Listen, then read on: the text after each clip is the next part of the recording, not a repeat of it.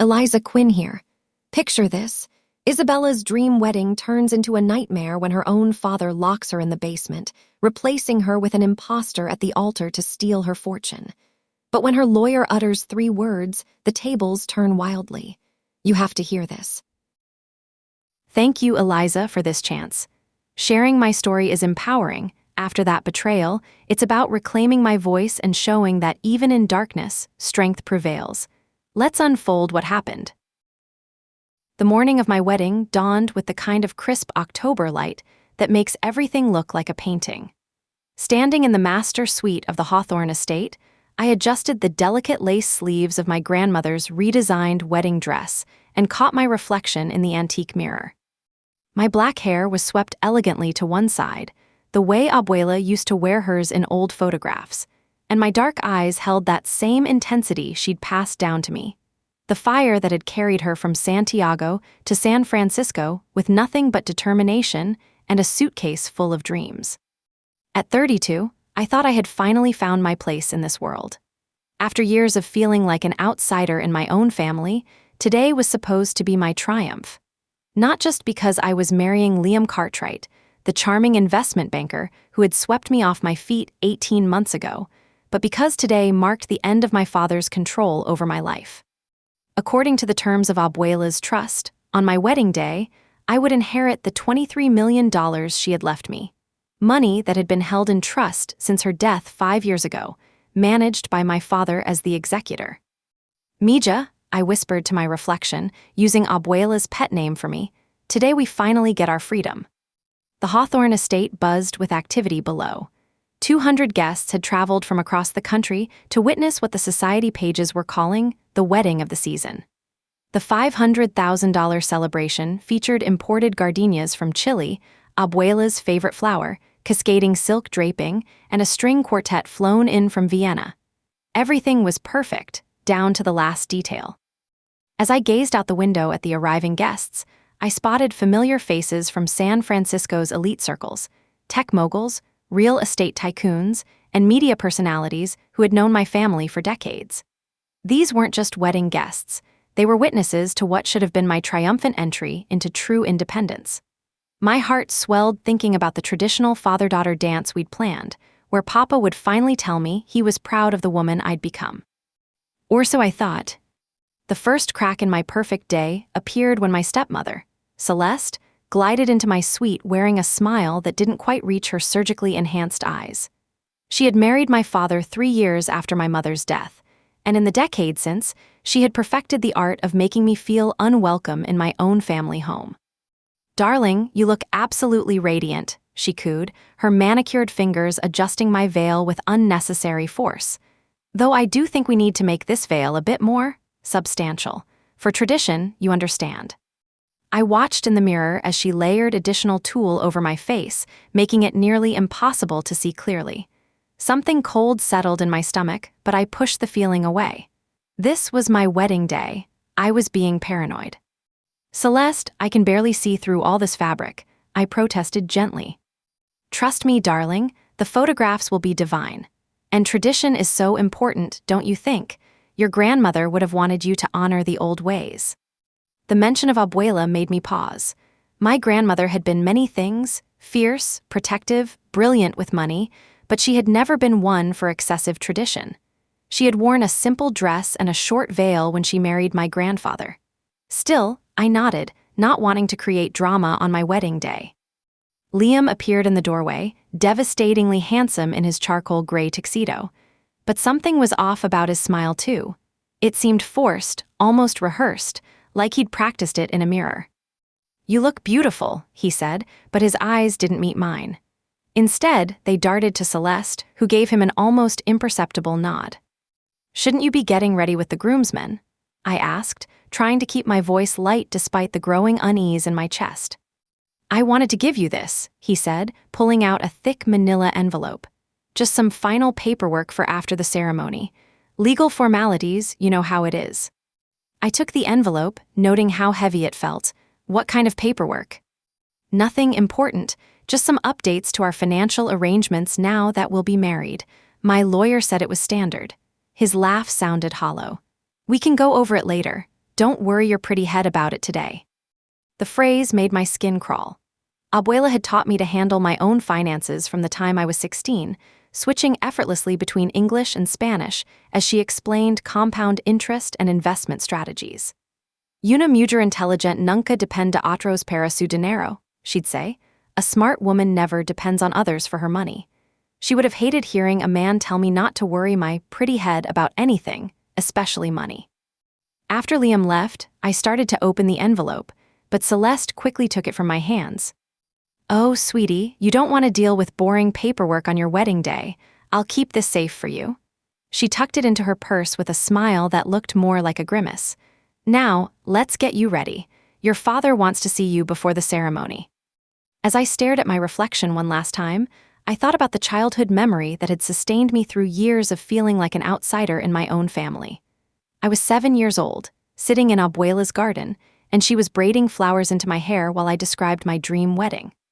Someday, mi amor, she had said, you'll walk down the aisle knowing you are loved completely, and your papa will cry happy tears because he's so proud of his beautiful daughter.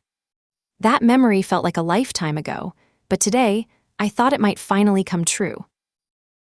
20 minutes before I was supposed to walk down the aisle, my father knocked on the bridal suite door.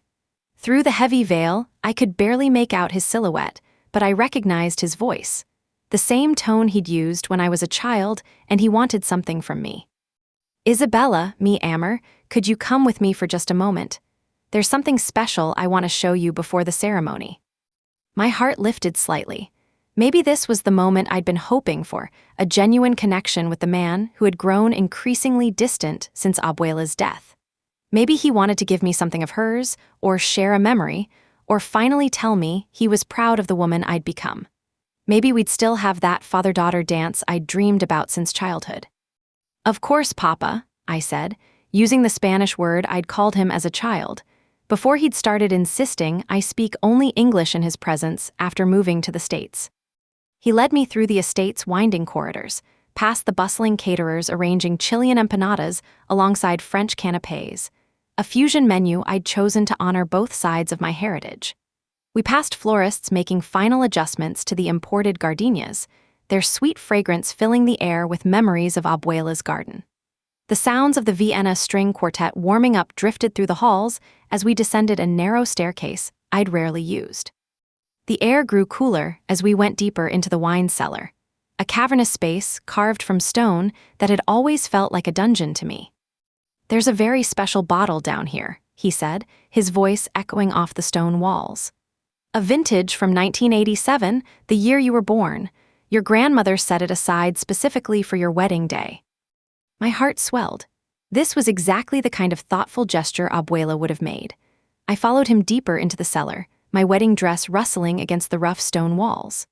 The heavy veil made it difficult to navigate, and I had to lift it slightly to see where I was going. In my mind, I could already picture us sharing that bottle at the reception, Papa finally opening up about his memories of Mama, about how proud he was of me, about how sorry he was for the distance between us. Where is it, Papa? I don't see.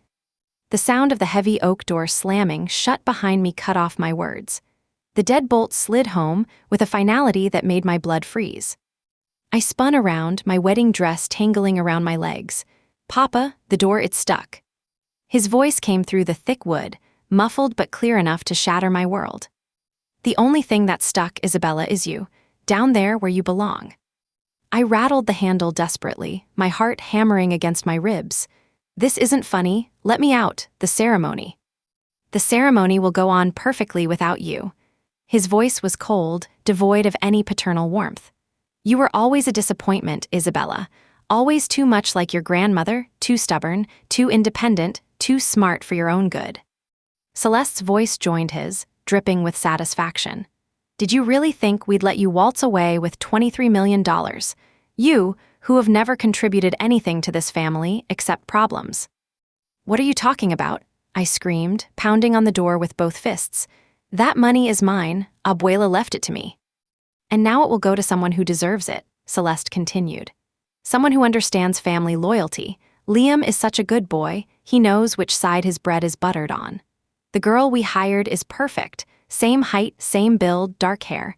We've been coaching her for months on your mannerisms, your voice, even your childhood stories. With that veil, no one will know the difference until the papers are signed and the trust is transferred." The pieces clicked together with horrifying clarity. The thick veil, the mysterious paperwork, Liam's strange behavior. The way they'd isolated me down here, away from all the guests. The coaching, months of preparation to steal not just my money, but my very identity. "You can't do this," I whispered, but even as I said it, I knew they could. They were doing it. "There's a lovely girl upstairs," my father said, his voice growing more distant as he moved away from the door. "An aspiring actress who needed the money. She's been studying you, learning to be you.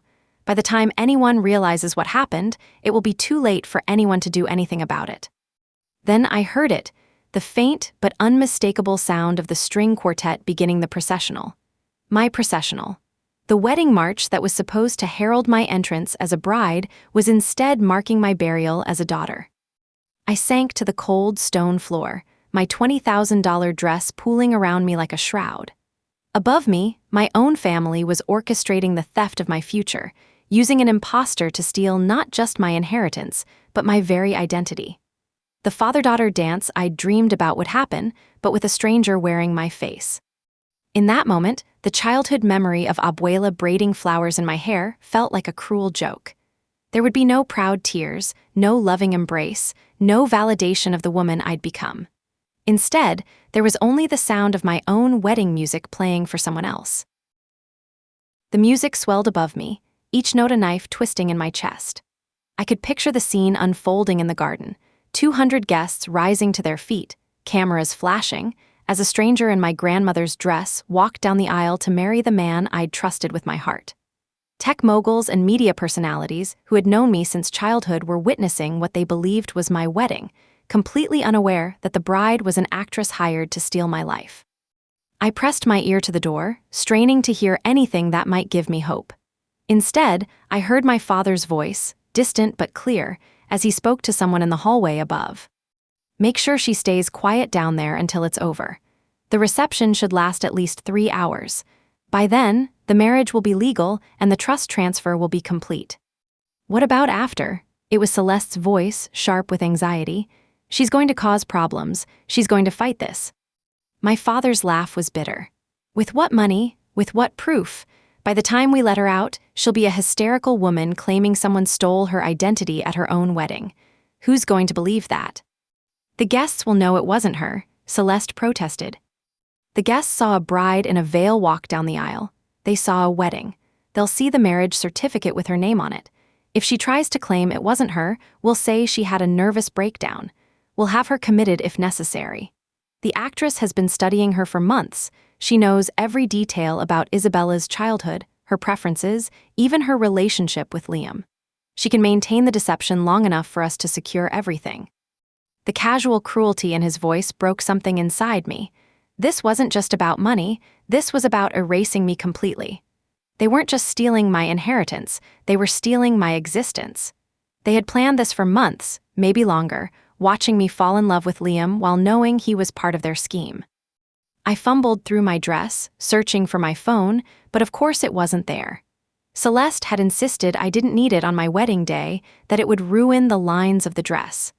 Another detail that now made perfect sense. Desperation clawed at my throat as I explored every inch of the cellar, looking for another way out. The walls were solid stone, the single window too small and too high to reach. The door was the only exit, and it was locked from the outside. Above me, I could hear the muffled sounds of the ceremony proceeding, the officiant's voice, the crowd's responses, the moment when the imposter said, "I do," in my place. The weight of my isolation hit me like a physical blow. I was trapped beneath my own wedding, listening to my life being stolen while 200 people who cared about me celebrated what they thought was my happiness. The $500,000 celebration was happening without me, the Chilean empanadas and French canapés being served to guests who had no idea they were witnessing an elaborate fraud. That's when I remembered Abuela's gift. When she'd given me her redesigned wedding dress 6 months ago, she'd insisted on a small modification, a hidden pocket sewn into the inner lining, near the heart. "For luck, Mija," she'd said with a mysterious smile. Sometimes a bride needs a little extra protection. I'd assumed she meant the small silver cross she'd placed inside, a family heirloom from Chile. But as my fingers found the hidden pocket, I realized there was something else, something flat and electronic that I'd never noticed before. With trembling hands, I pulled out what looked like a credit card but felt different. Thicker, heavier. As I examined it more closely in the dim light filtering through the small window, I realized it wasn't a credit card at all.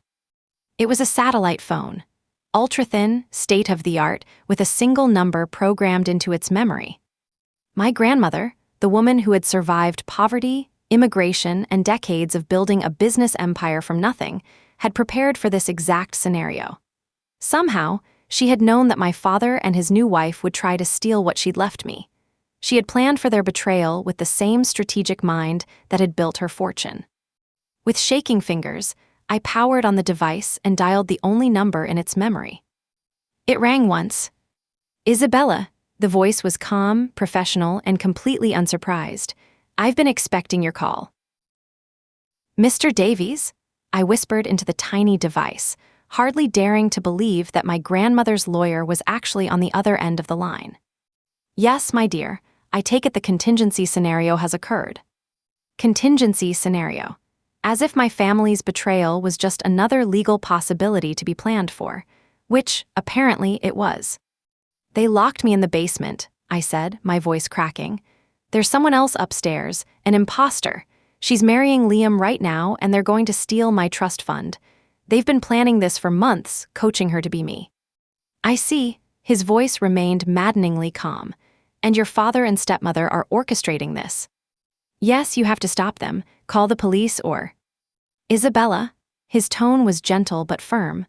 I need you to listen to me very carefully. Your grandmother anticipated this exact situation. She prepared for it. The surveillance equipment was installed throughout the estate months ago, hidden cameras, audio recording devices, all of it legally placed with the property owner's consent. We've been documenting everything. Do you trust me? I thought of Abuela's fierce love, her protective instincts, the way she'd always seemed to see 3 moves ahead of everyone else. Yes. Good, then I need you to stay exactly where you are. Do not attempt to escape. Do not make any noise. In approximately 45 minutes, this situation will resolve itself. Can you do that for me? But the wedding will proceed exactly as planned, your grandmother's plan. Before I could ask what he meant, he spoke 3 words that would change everything. Initiate Protocol Omega. The line went dead. I stared at the device in my hands, my mind reeling. Protocol Omega? What did that mean? And how could my grandmother have planned for something this specific, this cruel? But as I sat in that cold cellar, listening to the sounds of my own wedding reception beginning above me, the clinking of champagne glasses, the burst of applause as the fake couple was announced as husband and wife, the first notes of what should have been our first dance, I started to remember things. Little things that hadn't seemed important at the time. The way Abuela had insisted on updating her just months before her death, even though she'd been in perfect health. The mysterious meetings with Mr. Davies that had gone on for hours. The questions she'd asked about Liam, about my father's finances, about Celeste's background. Questions that had seemed like normal grandmother curiosity, but now felt like intelligence gathering. And then there were the things she'd said, warnings disguised as advice. Never trust a man who's more interested in your money than your mind, Mija. Your father has a weak character. Weak men do desperate things when they feel cornered. That new wife of his, she looks at you like you're standing between her and something she wants. I dismissed these comments as the natural suspicion of an elderly woman who'd been hurt by too many people over the years. But Abuela hadn't been paranoid. She'd been prepared. The music above me shifted from ceremony to celebration. I could hear the distant sound of applause, clinking glasses, and laughter. My wedding reception was in full swing, with everyone celebrating a marriage that wasn't real and a bride who wasn't me. The Chilean-inspired first dance we'd planned was happening, but with a stranger in my place. But something in Mr. Davies' voice had been different from mere professional confidence. There had been an edge of anticipation, almost excitement, like a chess player who'd been waiting for their opponent to make a predicted move. Whatever Protocol Omega was, it was already in motion. The surveillance equipment he'd mentioned, hidden cameras throughout the estate, audio recording devices, meant that every word of my father's betrayal, every detail of their conspiracy, was being captured. They thought they were stealing from me in secret, but they were actually performing for an audience they didn't know existed. As I waited in that basement, my grandmother's words echoed in my memory. Sometimes, Mija, the best way to catch a thief is to let them think they've already won. 43 minutes later, I heard the first scream. It came from somewhere above me, high-pitched and filled with panic. Then another voice, deeper, shouting something I couldn't make out. The sound of running footsteps echoed through the estate's corridors, growing louder and more frantic. I pressed my ear to the door, my heart racing. What was happening up there? The chaos seemed to be moving closer to the cellar. I could hear multiple voices now, some angry, some confused, all talking over each other. Then, clear as a bell, I heard my father's voice. "This is impossible. She's locked in the basement." Heavy footsteps thundered down the stairs. The deadbolt scraped back, and the door swung open to reveal my father's face, pale and wild-eyed. Behind him stood Celeste, her perfect makeup streaked with tears, and two men in dark suits I didn't recognize. "Where is it?" my father demanded, grabbing my shoulders and hauling me to my feet. "Where's the phone?" "What phone?" I asked, though my hand instinctively moved to protect the hidden pocket where the satellite device was concealed. "Don't play games with me, Isabela. Someone's been recording everything. Someone's been watching. How did you?" He stopped mid-sentence as one of the men in suits cleared his throat. "Mr. Hawthorne, I think you need to see what's happening upstairs." They dragged me up the stairs, through the corridors, and out onto the terrace that overlooked the reception area. What I saw there made my legs nearly give out. The elegant reception had transformed into chaos. Guests were clustered around the massive projection screens that had been set up to display wedding photos. But instead of romantic images of the happy couple, the screens showed something else entirely. Security camera footage of my father and Celeste in his study, planning my kidnapping. Audio played clearly through the sound system, capturing every cruel word, every calculated detail of their scheme. But that wasn't the most shocking part. Standing at the head table, very much alive and very much in control, was my grandmother. Elena Rojas, supposedly dead for 5 years, stood before the crowd of wedding guests in an elegant black dress, her silver hair perfectly coiffed, her dark eyes, so like mine, blazing with righteous fury. She looked exactly as she had the last time I'd seen her, except for the satisfied smile playing at the corners of her mouth. "Ladies and gentlemen," she said into the microphone, her voice carrying clearly across the stunned crowd, "I apologize for the deception, but sometimes extreme measures are necessary to expose extreme corruption." I felt the world tilt on its axis. My grandmother was alive. She had been alive this entire time, watching, waiting, planning. The trust fund, the will, the elaborate funeral I'd wept through, all of it had been an elaborate trap. "Abuela," I whispered, but she was too far away to hear me. On the screens, the footage shifted to show Liam and the imposter bride, a young woman who was now sobbing at a table near the back, her heavy veil finally removed to reveal a face I'd never seen before. The audio captured Liam discussing how they would divide my inheritance once the marriage was legal, his voice cold and calculating as he talked about the gambling debts that had motivated his betrayal. The crowd was riveted, their faces showing a mixture of shock, horror, and fascination. Some were filming with their phones, capturing every moment of what would become the most talked-about event in San Francisco society history. But my grandmother wasn't finished. Protocol Omega, she announced to the crowd, was designed to do more than simply expose this conspiracy. It was designed to ensure that justice would be complete and permanent. The screens now displayed legal documents, real ones, signed and notarized. As I read them, the full scope of my grandmother's plan became clear. She had never actually died. The death certificate, the funeral, the reading of the will, all elaborate theater designed to flush out the traitors in our family. The trust fund they'd been trying to steal didn't exist. It had been a honey trap, baited with fake money to catch very real thieves. But the consequences were devastatingly real. The documents showed that my father's attempted fraud had triggered a clause in the actual will, the real will that had never been read publicly. By trying to steal my inheritance through deception and kidnapping, he had forfeited everything he actually stood to inherit. The estate, the business holdings, the investment portfolios, all of it was being immediately transferred to a foundation for underprivileged Chilean immigrants. He hadn't just failed to steal my money, he had lost everything he actually owned. The crowd of wedding guests had gone completely silent, their faces a mixture of shock, fascination, and horror. Some were filming with their phones, capturing every moment of the most spectacular wedding disaster in San Francisco society history.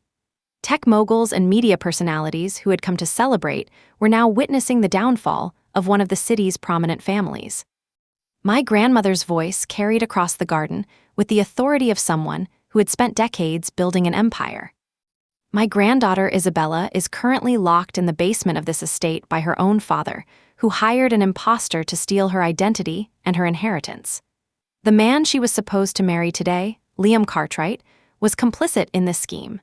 They believed they were stealing $23 million that never existed. She gestured to the screens, which now displayed bank records and legal documents.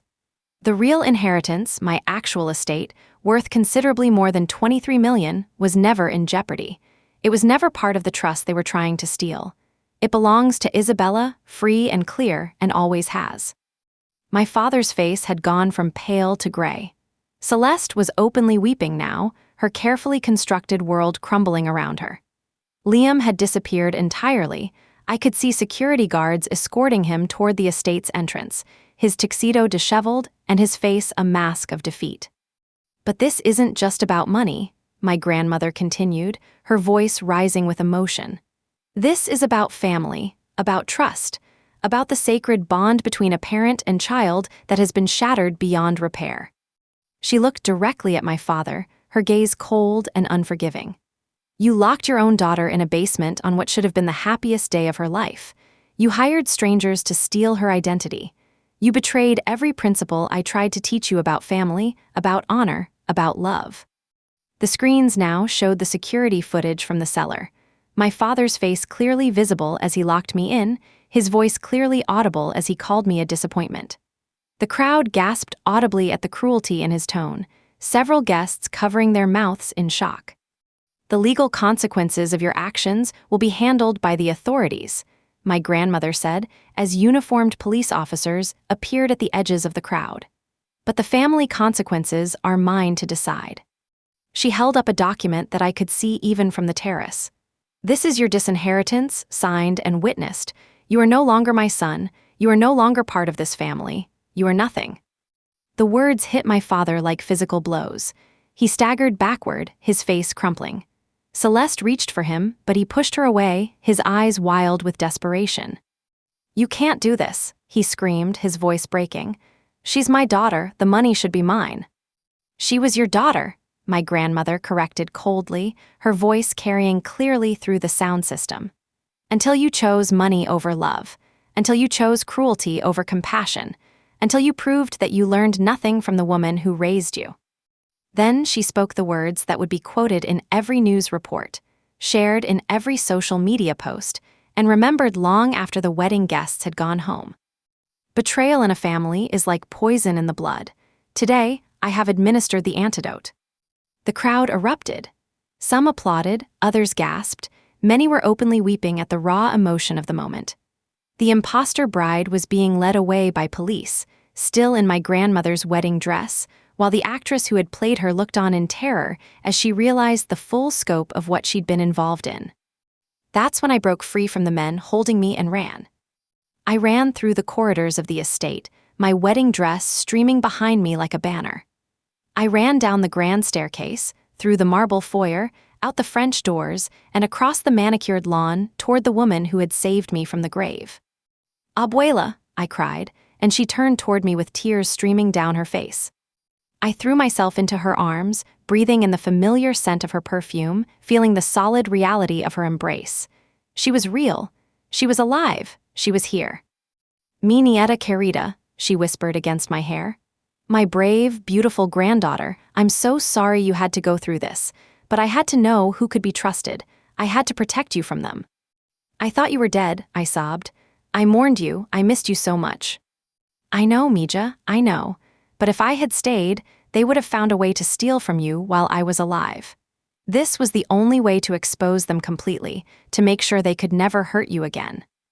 Behind us, the police were placing my father and Celeste in handcuffs. The imposter bride was being led away in a separate car. The wedding guests were slowly dispersing, their phones buzzing with the most incredible story they'd ever witnessed firsthand. But I barely noticed any of it.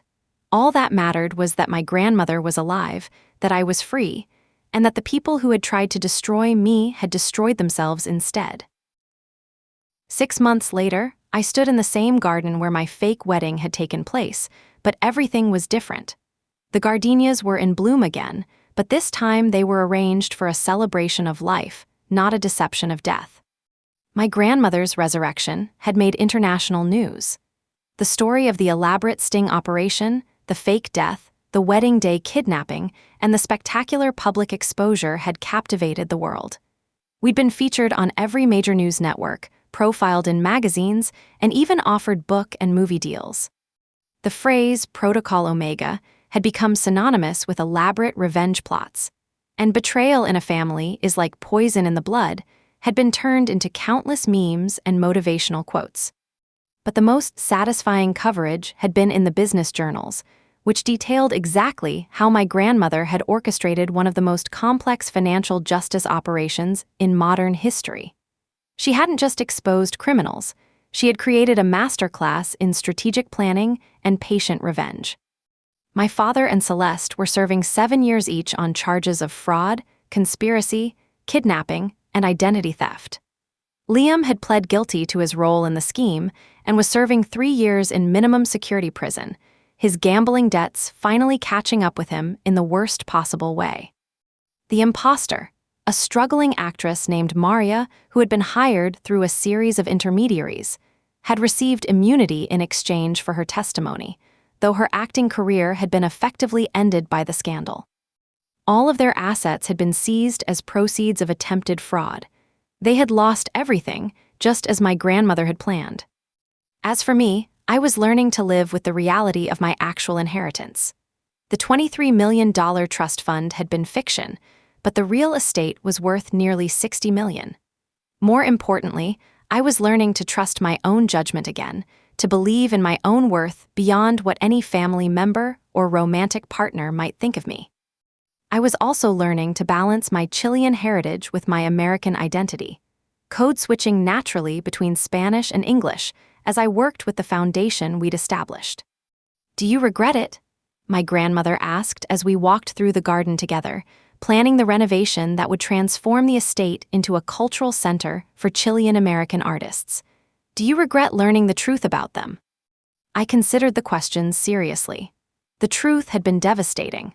Learning that my father could lock me in a basement, that the man I'd planned to marry could betray me so completely, that my own family could orchestrate such an elaborate deception, it had shattered my faith in human nature. But it had also freed me. "No," I said finally. "I regret that they were the kind of people who could do those things, but I don't regret knowing who they really were." My grandmother nodded approvingly. "Truth is like surgery, Mija. It hurts, but it removes the poison." We stopped at the spot where the altar had been, where an imposter had married my ex-fiancé while I was trapped below ground. Now it was just a patch of grass, peaceful and ordinary. "What made you suspect?" I asked. "What made you plan for all of this?" She was quiet for a long moment, her dark eyes, so like mine, thoughtful and sad. "Your father changed after your mother died," she said finally. "Grief can make people better or worse. It made him worse. Bitter, resentful. When he married Celeste, I saw how she looked at you, like you were an obstacle to something she wanted. And when you started dating Liam, I had him investigated." Investigated? Private detectives, background checks, financial records. He had debts, Isabela, gambling debts that were spiraling out of control. He needed money desperately, and he knew about your trust fund. The pieces were all there. She turned to face me fully, her expression serious. "I could have just warned you. I could have told you what I suspected, but I knew you wouldn't believe me. You would have thought I was a paranoid old woman trying to control your life, and they would have found another way, a subtler way, to take what was yours. So you faked your own death. I disappeared, she corrected.